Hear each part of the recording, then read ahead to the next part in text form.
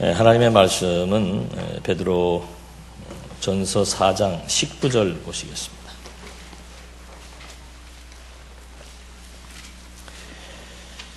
그러므로 하나님의 뜻을 따라 고난을 받는 자들은 선한 일을 하면서 자신의 영혼을 신실하신 창조주께 맡겨라. 베드로서는 세속주의와의 싸움에 대한 진리입니다. 세속주의와 싸운다는 것은 쉽게 말씀드리면은 인간 자기의 욕심과도 싸우는 것과 마찬가지이고, 그 다음에 세상적 가치와 하나님 나라에 대한 가치와의 비교에 의해서 어떤 가치를 추구해 나가느냐에 대한 투쟁입니다. 그런데 그런 선한 일을 하고 선한 삶을 살아가는 성도들에게 있어서 하나님께서는 사랑하는 자들에게 시련을 주신다 그랬습니다. 그러면서 그 시련을 받게 될 때 도리어 이상한 일처럼 여기지 말고 기뻐하라고 합니다. 이건 정말 역설적인 얘기입니다. 시련은 누구나가 다 회피하고 싶은 겁니다. 고난이 오면은 다 피하고 싶고 속히 고난을 벗어나고 싶은 것이 인간의 기본적인 생각입니다. 그런데 베드로는 그냥 시련도 아니고 불같은 시련이라고 했습니다. 그런 시련을 겪게 될 때 기뻐하라고 말하고 있죠. 이것이 그냥 이론적인 관념적인 이론에 불과한 것인가, 아니면 실제로 하나님의 백성들이 살아가면서 시련과 곤고함 속에서도 하나님이 어떠한 분이시길래, 하나님의 뜻이 무엇이길래, 하나님이 추구하는 가치가 무엇이간데 그것에 감동해서 기뻐할 수 있는지 우리는 한 번 더 생각해 봐야 될 필요가 있다고 생각이 듭니다. 지난 시간은 중국에 다녀왔습니다. 근데 그 학생들 다 우리는 이제는 몇십 년이 됐기 때문에 감각이 많이 떨어져 있겠죠. 그분들은 이런 진리의 말씀을 지난번에 얼마 전에 김기훈 목사님이 가셨고, 저는 확인 사살하러 가가지고 완전히 이분들이 행복이 무엇인 줄 알았다고 그러더라고요. 책임자가. 자기는 오랜 시간을 신학교를 맡아 운영하면서 온 교수들의 강의를 들어왔고, 자기도 신학교를 다녔지만 성경만 이렇게 시종일관 가르쳐주는 사람도 처음이고, 그 내용을 듣고 이렇게 공부하는 것이 이렇게 행복하구나 하는 것을 처음 느꼈다는 얘기를 하더라고요. 그들의 교실은 우리 지하실에 있는 중고등부 교실에 비교한다면은 아주 열악합니다. 들어가면은 습해서 그냥 기침이 나올 정도고, 그런 곳에서 10대, 20대, 30대 학생들이 1년 동안 합숙을 합니다.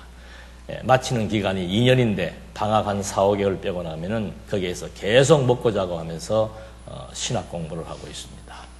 왜 하냐고 물었더니 하나님의 뜻이라고, 진리를 전파해야 되는 사명이 있다고. 나는 그 10대 애들이 그런 말을 할 때 계속 물었습니다. 이게 진짜 무슨 생각을 가지고 그런 얘기를 하는지.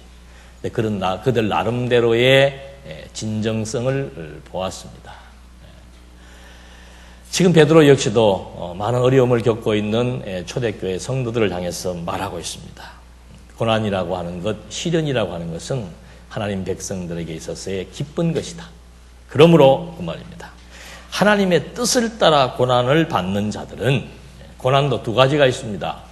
자기 욕심 때문에 겪어야 되는 고난이 있고, 하나님의 선한 뜻을 추구하며 당하는 고난이 있습니다.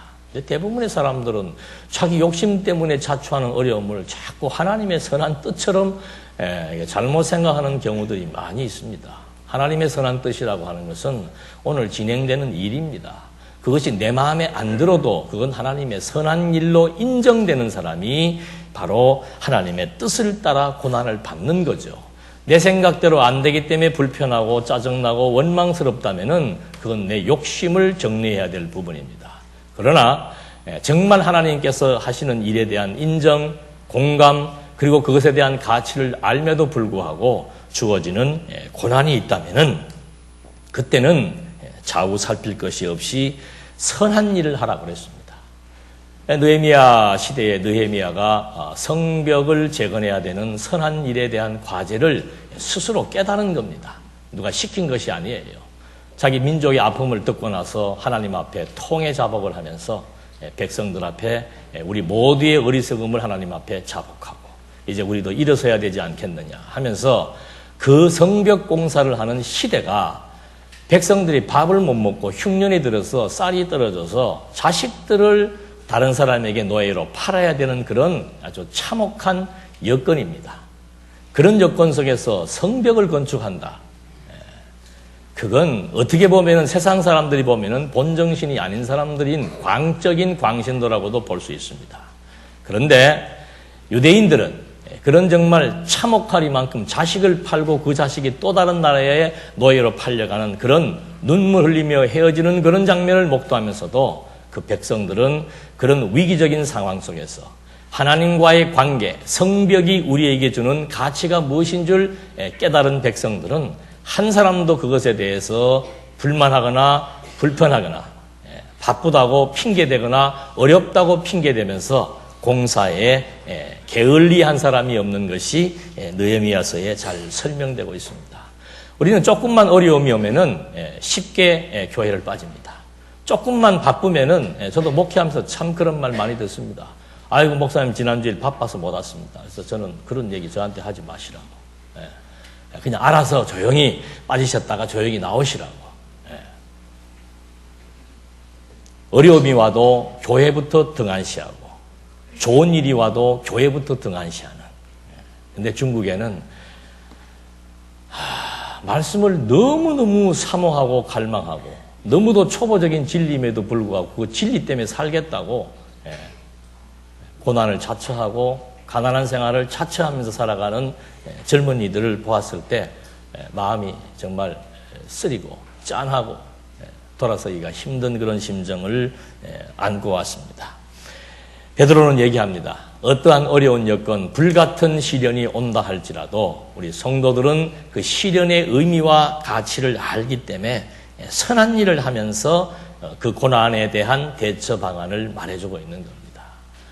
그냥 아까 어느 분 기도할 때도 우리 각자 하나님이 주신 여건 속에서 각자 자기의 일을 하자. 하나님이 주신 여건 속에서 그냥 자기의 일을 하는 것이 고난을 극복하는 방식입니다.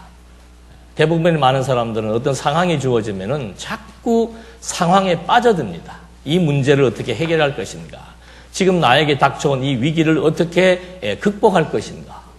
그래서 매 속에서 어떤 방법론을 추구하다 보니까 결국은 계속 늪에 빠질 수밖에 없습니다. 그래서 베드로의 그 직언의 내용은 뭔가? 두 번째가 자신의 영혼을 신실하신 창조주께 맡기라 그랬습니다. 어떤 상황과 여건이 주어져도 그것이 내 마음에 맞든 안 맞든 되든 안 되든 하나님의 하시는 일입니다. 하나님의 하시는 일을 보는 사람들은 심령의 평안을 유지할 수 있고 아까 우리 특성 부른 자매의 내용처럼 정말 고난 가운데서 자유를 누릴 수 있는 것이 하나님이 하신다는 것에 대한 확신 신앙입니다.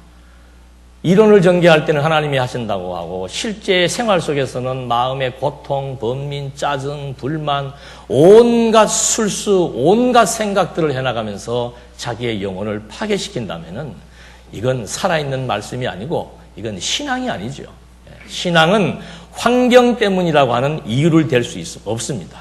신앙은 누구 때문이라고 하는 이유를 댈 수 없습니다.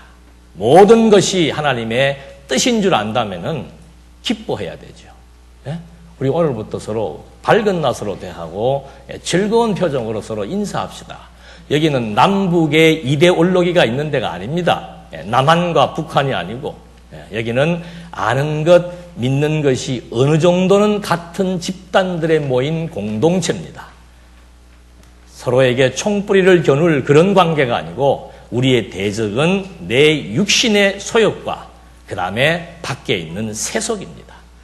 그런 것들을 정확히 인지하시면서 오늘 이 짧은 말씀입니다만은 하나님의 뜻을 따라 고난을 받는 자라면은 어떤 여건과 환경 속에서도 하나님의 기뻐하시는 선한 일에 매진해 나가면서 모든 상황, 모든 여건 하나님의 뜻에 우리의 영혼을 신실하신 창조주께 맡기면서 우리 모두의 심령 속에 진정한 자유와 평안이 깃들기를 진심으로 바람하지 않겠습니다. 기도하시겠습니다. 은혜와 사랑이 풍성하신 하나님 아버지,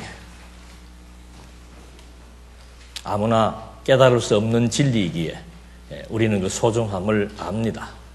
진리로부터 주어지는 자유와 평화와 행복을 누리며 살고 있습니다.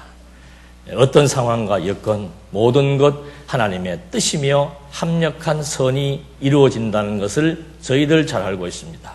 이제 우리의 심령 속에 지혜를 허락하시고 우리의 마음에 어두운 생각이 있다면 하나님 앞에 고백하면서 다시 우리의 마음이 밝아지기를 소원합니다. 오늘 주어진 여건, 이 시대적 사명이 무엇인지를 우리 모두에게 깨닫게 해주시고 정말 복음에 목말라하고 복음에 갈급한 심령들이 손짓하고 있는 우리 주변을 바라볼 수 있도록 우리의 시각을 열어주시고 마음을 넓혀주셔서 진리와 함께 견디고 이기고 바랄 수 있도록 인도해 주시옵소서. 예수님의 이름으로 기도드립니다. 아멘.